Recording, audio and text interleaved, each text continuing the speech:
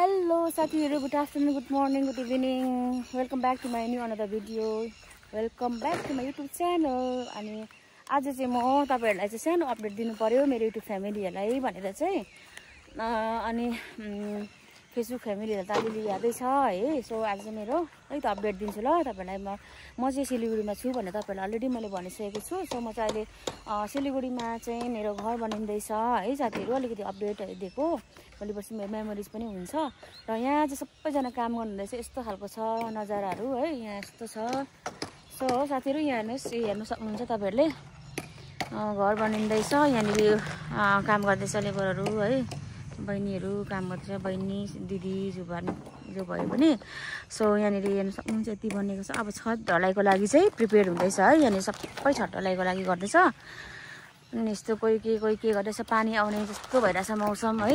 मौसम हेरिहाल्नु होला साथीहरु, कस्तो भइरहेको छ कालो खालको हो। अनि बेलुका चाहिँ पानी आउँछ होला जस्तो लाग्दैछ।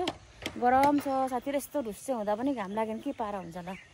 अन्त यसरी गाईहरू चरिरहेछ, अङ्कलको गाई हो। अङ्कलले पानी दिनुभएको अङ्कल? यहाँ पर खाँदो रहेछ त, ऊ पर रहेछ नि पानी। ए होइन, कुन त खाँदै थियो अघि? खाँदो रहेछ। परतिर पनि गाईहरू चरिरहेछ है।